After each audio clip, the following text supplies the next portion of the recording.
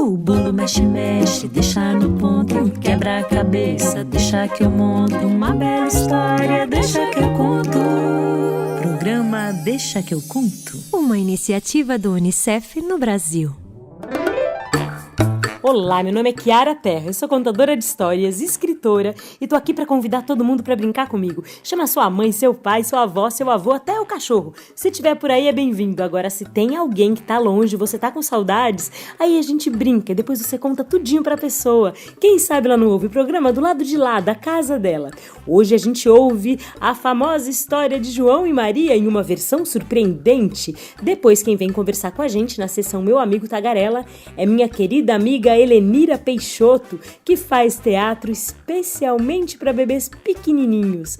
E para fechar o programa, quem vem é ela, Olivia, aquela menina que quando fala o mundo fica mais bonito. O que será que ela veio conversar com a gente hoje? Ah, vem ouvir que tá bonito. Churu chuchu, se a gente não pode sair, as palavras podem.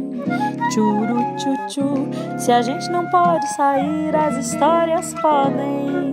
Se a gente não pode sair, as histórias podem. A história de João e Maria. Era uma vez dois irmãos, uma menina chamada Maria, muito corajosa, muito conversadeira, muito esperta, e um menino chamado João, um pouquinho mais novo do que ela, mas muito carinhoso e de bom coração. Os dois tinham um pai que também gostava muito deles e uma mãe, só que a mãe morre bem no começo da história, como a mãe da Branca de Neve, da Cinderela, do Procurando Nemo, da Elsa e da Ana e tantas outras mães que morrem nas histórias. Ai, tava indo bem, né? Não precisava disso. Só que às vezes a gente vive uma coisa que não precisava ter vivido e já era, bola pra frente, vamos que vamos. O pai se casou com uma moça e a moça não gostava de crianças. Quando ela viu os dois, ela pensou que aquilo não ia dar certo. E para piorar, eles estavam passando por uma fase em que o dinheiro não chegava naquela casa. O pai saía todos os dias, ia para a floresta tentar encontrar uma árvore que ele pudesse cortar para fazer lenha para vender para as pessoas se aquecerem no frio.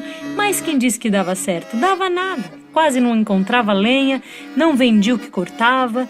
Eis que a mulher teve uma ideia e disse para ele no meio da noite: marido, pra gente não ver as crianças morrendo de fome, é melhor a gente pegar os dois, largar no meio da floresta. A gente faz de conta que vai fazer um piquenique e quando eles menos esperam a gente dá meia volta e deixa os dois lá. Porque assim eles morrem de fome, mas a gente não vê, porque vai ser triste demais eles morrerem aqui na nossa casa. O pai, sem ter outra alternativa, concordou com ela. O que ela não esperava é que a Maria estivesse ouvindo tudo. E por ouvir, a Maria fez um plano. Pegou um pedaço de pão velho, colocou num saquinho e quando o pai andava com ela, o irmão, a madrasta, em direção à parte mais distante da floresta, ela marcava o caminho com pequenos pedaços de pão. Quando os dois sumiram, ela ficou sozinha com João. João começou a chorar. O que vai fazer? Ela disse: não precisa ficar nervoso, João. Eu marquei o caminho. Tá cheio de pãozinho, é só olhar para trás, olha lá. Só que não deu certo, gente. Ai, que tristeza. Porque quando a Maria jogava os pedacinhos de pão, vários passarinhos comiam. E o caminho não era marcado coisa nenhuma. E os dois se viram perdidos na floresta. E a floresta era escura, as árvores eram altas, o frio chegava bem quando entardecia. E até já era quase noite, quando, cansados de tanto andar, os dois olharam uma janela lá na frente. Era uma casa. Será que era uma casa? O João disse: é melhor a gente não ir, irmã. A gente nunca foi lá, a gente não sabe o que é. E a irmã disse: vamos, João, vamos, quem sabe? Quem sabe não tá quentinho lá, quem sabe não mora uma velhinha, uma pessoa boa. Então a Maria convenceu o João e de mão dada eles foram. Quando eles chegaram na casa... Uau! Era uma casa de doces. A maçaneta era de chocolate, a porta era inteira de bolacha. A parte do telhado era de bolo de chocolate. A parede era pintada de sorvete. E todas as flores eram daquelas balas pequenininhas que parecem pequenas gelatinas. Ai, que delícia! Pois eles começaram a comer a casa porque a fome era muita. De repente ouviram uma voz: quem é que tá aí? O João falou: olá, Maria, a dona da casa chegou. Maria disse: calma, João, calma que não é nada, vamos conversar com ela. Ela disse: pode entrar, crianças. Aqui dentro tem espaço para vocês, tem comida. A vozinha vai cuidar de vocês, meus amores. Quando os dois entraram, ela tratou de colocar Maria numa jaula. E o João conseguiu se livrar com uma ideia que ele teve. Ele disse: eu sou muito magrinho para ficar na jaula. Eu acho que eu tinha que comer mais, que assim a senhora pode me jantar quando eu estiver mais gordinho. E não é que a senhora se convenceu? Senhora não, dessa altura do campeonato eu já tô achando que era uma bruxa mesmo. Ela achou que aquele menino ia ficar bem gostoso no forno com batatas, só que magrinho daquele jeito não ia dar. Então ela começou a encher o João de comida todo dia, no café, no almoço e na janta. Ele comia muito. Depois ela dizia: deixa eu ver seu dedinho. E ele pegava um pedacinho de madeira bem fininho e colocava no lugar do dedo. Tá muito magro. Ela resolveu colocar o João dentro da jaula com a irmã, soltar a irmã e obrigar Maria a limpar a casa. Pois Maria limpava, lavava, esfregava, fazia tudo para ela e a vida dos dois estava muito difícil. Foi numa noite, como naquela noite em que a Maria ouviu o plano do pai e da madrasta, que ela teve uma ideia. Resolveu fazer uma sopa bem grande, um assado bem caprichado, e pediu para a bruxa que ajudasse a acender o fogo. Disse que não estava conseguindo, que era muito longe ali o lugarzinho de jogar o fósforo. E ela, muito nervosa: até você também não serve pra nada, minha. Pera aí que eu vou ajudar. Ai, que coisa, tudo tem que fazer nessa casa. Não sei pra que tem você se você não sabe fazer as coisas. Ela acendeu o fogo e quando a bruxa foi jogar o fósforo, a Maria com tudo empurrou a bruxa lá dentro e fechou o fogão e a bruxa se queimou como o próprio assado que ela queria comer. Depois a Maria libertou o João e os dois voltaram correndo para casa. Antes de voltar, perceberam que tinha um lago muito grande que ia ser muito difícil atravessar a nado. Nessa hora que o João olhou e ali do lado viu um pato e disse: pato, você atravessa a gente? E o pato disse: traduzindo da língua de pato para a língua de menino: atravesso, meus queridos, podem subir. Os dois subiram nas costas do pato e rápido ele deslizou pela água até chegar aonde o pai da Maria morava. Quando chegaram, tinha acontecido uma coisa muito triste. A madrasta tinha morrido. E ainda tem uma boa surpresa dessa história que eu não contei. Quando a bruxa morreu, abriu-se uma portinha bem na cozinha da casa dela. E quando João, que era pequenininho, entrou na porta, ele viu uma arca que era cheia de ouro. Pois silencioso, sem nem contar para Maria, João pegou a arquinha, colocou debaixo do braço e fez toda a travessia com ela. Quando o pai encontrou os meninos, ele chorou muito arrependido, abraçou a Maria, abraçou o João e pediu desculpas. João então colocou em cima da mesa a arca de ouro e quando o pai viu, percebeu que todos os problemas deles estavam resolvidos. Vocês perceberam que na volta para casa tem um lago que não existia quando eles foram para casa da bruxa? Será que é um erro da história? Posso contar o segredo? Quando as histórias têm coisas assim inexplicáveis, isso significa que são pequenos segredos e perguntas que significam coisas novas e que moram lá dentro. O que será que quer dizer? O lago tá só na volta. Eu acho que isso já é outra história.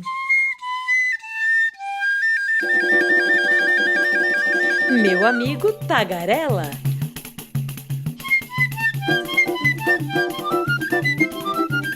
Um programa de entrevistas. Vem conversar com a gente.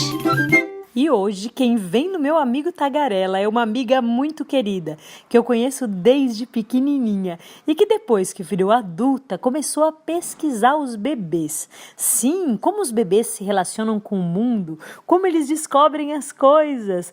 E essa minha amiga faz parte dessa pesquisa. Vamos saber quem é? Oi, aqui é a Helenira Peixoto, eu sou diretora artística e uma das fundadoras da CIAZIN, que é um grupo que se dedica à pesquisa da linguagem artística para bebês. E é um prazer estar aqui falando dessa minha paixão, que é a linguagem do teatro para bebê, linguagem cênica, que é a pesquisa do meu grupo, a minha pesquisa pessoal. Helenira, qual a importância da experiência de aprender a ver beleza no mundo? Eu chamo isso de estética. Se vocês que estão ouvindo não conheciam essa palavra, todas as coisas falam da nossa capacidade de ver beleza no mundo, de ver as coisas e dizer, isso faz sentido. Isso se chama estética. E como é que a gente aprende a construir beleza, a ver beleza nas coisas desde pequenininhos? Isso eu diria que é o que nos torna humano, né? Eu acho que a experiência estética para qualquer idade, ela é fundamental. Mas, quando a gente fala de primeira infância, das crianças pequenas, na verdade, o mundo inteiro é uma grande experiência estética, né? A planta, a árvore, a folha que balança, a textura da grama, o chão, os brinquedos, as cores, o corpo da mãe, o seio da mãe, o corpo do pai, as brincadeiras, a relação do corpo no espaço, né? Então, aprender a se locomover no espaço, tudo isso, na verdade, isso é uma das coisas que eu mais gosto de trabalhar com essa faixa etária, é pensar desse olhar da primeira vez, em que tudo, absolutamente tudo é uma experiência estética. Então, quando a gente pensa em brinquedos que não são estruturados, em entender o mundo através dessa ótica, né, que é a gente abaixar o nosso olhar na altura dessa circulação dos bebês e pensar o mundo a partir dessa percepção da primeira vez, dessa percepção estética, a gente potencializa o que o bebê já é, né? As interações também entre adultos e bebês também são experiências estéticas. As brincadeiras que a gente, da época da nossa, né, que sei lá, quando começou, se foi nossa avó, né, que fazia, achou, isso é uma experiência estética, os sons que a gente faz com a boca, as brincadeiras sonoras que a gente faz, tudo isso é uma experiência estética, que se dá, inclusive, no interior da família, mas não só, porque o bebê ele tem direito a experiências estéticas para além da família dele, né? Essa é uma questão bem importante, porque às vezes a gente entende que o bebê ele é da esfera do privado. E não, essa solidão da maternidade, né, que a gente tanto fala, tem a ver com a gente entender que o bebê é da esfera do privado. E, na verdade, começou até a mudar isso na esfera da educação, que antes a educação de crianças pequenas era vista como um espaço de cuidado apenas, e várias linhas da pedagogia mudaram esse pensamento e começam a entender que o bebê ele também tem um currículo, né? Que seja do alimentar-se, do locomover-se, do experienciar os objetos, as coisas, o espaço, o outro, né? Mas isso é conteúdo pedagógico também de aprendizado para o bebê. Então, o bebê, quando a gente pensa na experiência estética do bebê, ele não é só da esfera do privado, ele é sim da esfera do social. A gente precisa entender a criança pequena como sociedade, né? E pensar em políticas públicas para essa faixa etária, em políticas em arte para essa faixa etária e pensar, né, como que o mundo acolhe essa faixa etária. Na verdade, é uma pergunta bem ampla essa, né?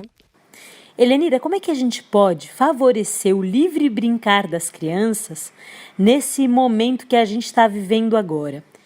Eu digo isso para a gente pensar na casa das pessoas e como esses bebês vivem lá dentro e como eles vivem também nesse mundo tão grande. Helenira, o que você tem a dizer sobre isso? Sobre as brincadeiras não estruturadas, o livre brincar? Conta pra gente. Essa pergunta é uma pergunta que eu venho me fazendo constantemente, né? Eu não tenho mais bebê em casa, já tive, mas como artista eu me pergunto muito como que a gente vai favorecer o livre brincar dos bebês em casa, né? E das crianças também, né? E os nossos também, né? Eu acho que a grande questão é a gente pensar primeiro na relação com o chão, né? A gente ter um chão preparado em casa para que esse bebê se movimente. É uma das coisas, a gente estudou bastante Amy Pickler, e a Amy Pickler, que é uma pediatra húngara, que teve um espaço que chama Instituto Loxi, que cuidava de bebês que na época do pós-guerra, da guerra, que era um orfanato, né? Ela diz a importância do chão para o bebê, porque é a partir do chão que o bebê vai descobrir o mundo. Então, uma das coisas que eu pensaria é deixar um chão livre em que o bebê possa se movimentar, um espaço para que ele possa se movimentar livremente, e objetos não estruturados, para aquele panelas, né?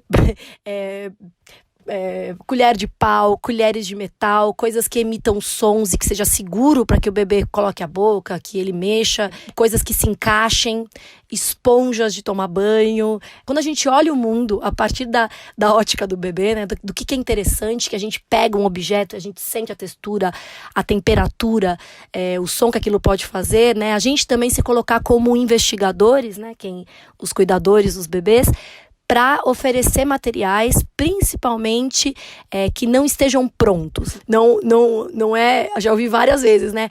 Eu dei um presente, mas ele brincou com embalagem, né? Embalagem brilha, embalagem faz som, né? Se a gente entender o mundo assim, acho que a gente consegue propiciar espaços bem ricos do livre brincar, descobertas bem interessantes, né?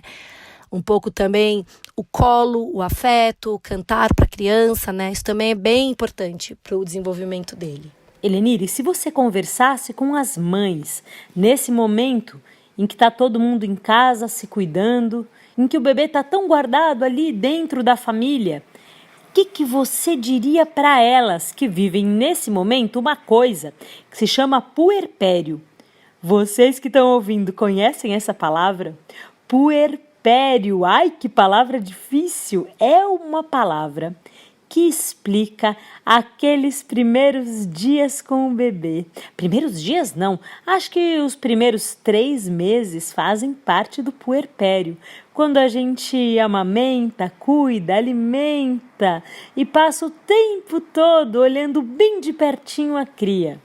Eu acho que o que eu diria é tamo junto, mana. Acho que é um momento difícil, né? Você viver um puerpério, que já é um momento de isolamento, né? Muito grande, em especial para as mulheres, né? Isolado é algo realmente bastante intenso emocionalmente e intenso ali para o bebê. Primeiro eu diria, cuida da sua parte emocional, tenta manter um equilíbrio o máximo possível, isso para todos nós, e o quanto isso é difícil, e tudo bem cair do cavalo várias vezes, mas buscar esse equilíbrio e buscar propiciar dentro de casa momentos de relaxamento, né?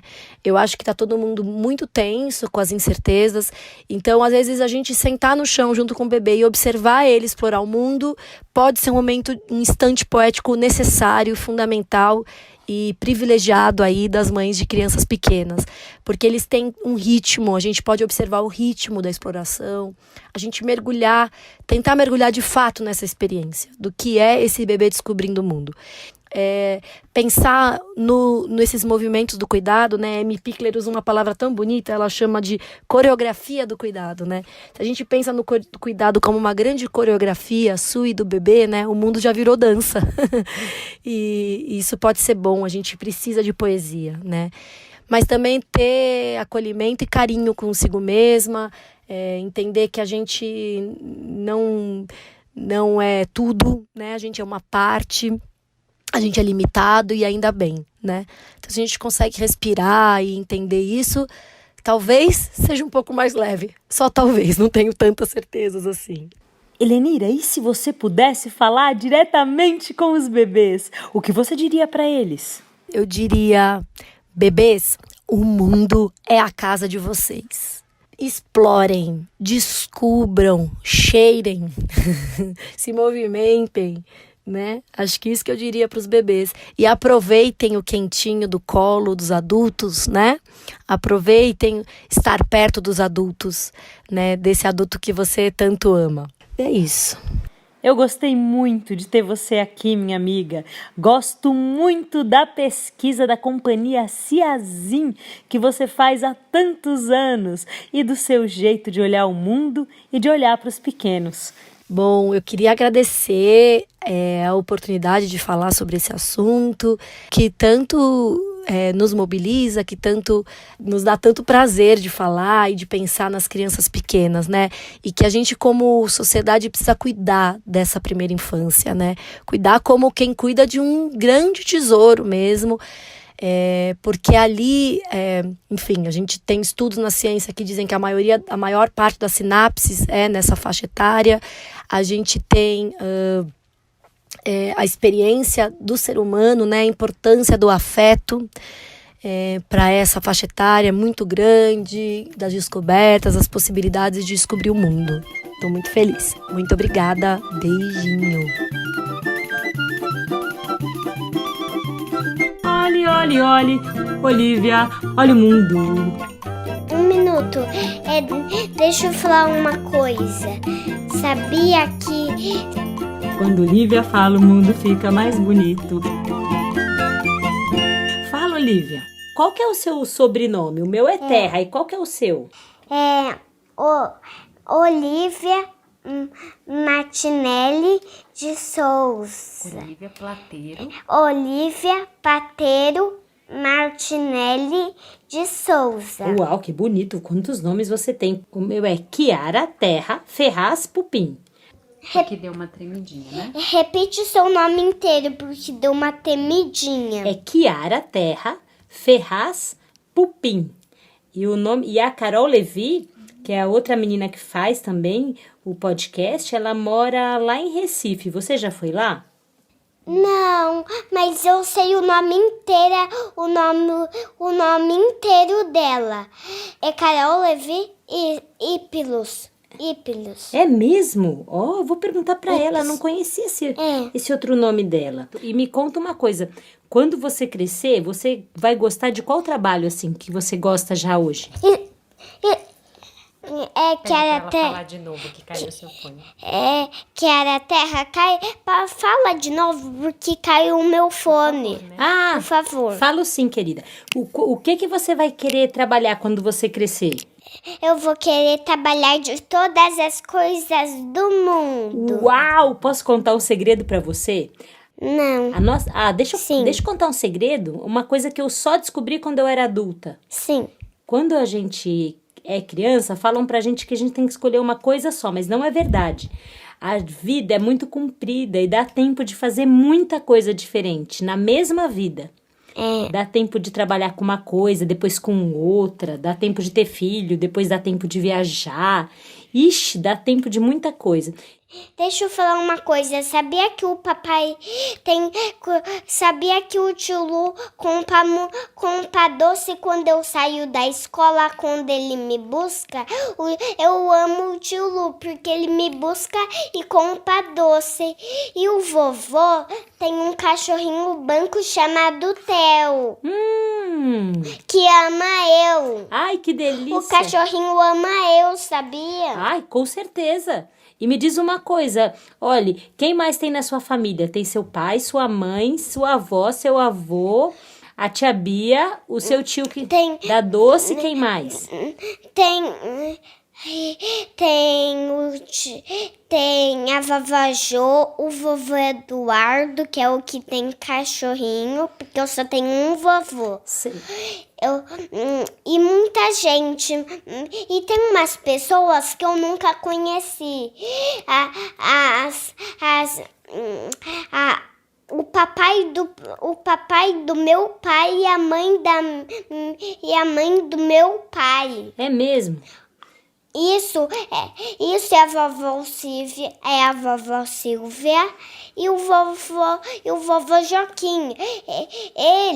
Eu não vejo eles por causa que só quando o papai tinha a minha idade que eles viviam. Depois de um tempinho, quando o papai cresceu, eles morreram. Eu queria tanto conhecer eles. Puxa vida, eu acho que eles iam gostar muito de ter conhecido vocês. Com certeza eles iam ficar muito orgulhosos de conhecer você se eles tivessem tido tempo, mas poxa, não deu tempo, né? O seu tempo foi um tempo e o tempo deles foi outro tempo. Falar nisso, isso me lembrou um trava-língua. Você conhece? O tempo perguntou para um tempo, o tempo respondeu para o outro tempo, que o tempo que tempo. É esse mesmo! Uau! Quando Lívia fala, o mundo fica mais bonito.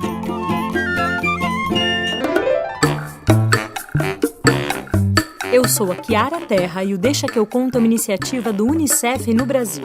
Você pode nos encontrar no nosso canal do YouTube, que é o youtube.com/Unicef Brasil, e no Spotify, onde é só procurar Deixa que eu conto. Você também pode seguir a gente no Instagram pelo @Unicef Brasil e entrar no site unicef.org.br. Esse programa é uma criação de conteúdo, redação, locução e produção Kiara Terra. Sim, eu mesma! A direção musical fica por conta da Ângela Coutri. A edição e a direção do programa são assinados por Emerson Coelho e a sonorização das narrativas por Guilherme Destro. A iniciativa Deixa que eu conto do Unicef no Brasil está alinhada à Base Nacional Comum Curricular na etapa da educação infantil. Esse programa contemplou os direitos de aprendizagem, brincar, expressar e explorar e os campos de experiências, o eu, o outro e o nós, escuta, fala, pensamento e imaginação, e corpos, gestos e movimentos. O bolo mexe, mexe, deixa no ponto, quebra a cabeça, deixa que eu monto uma bela história, deixa que eu conto. Programa Deixa que eu conto, uma iniciativa do Unicef no Brasil.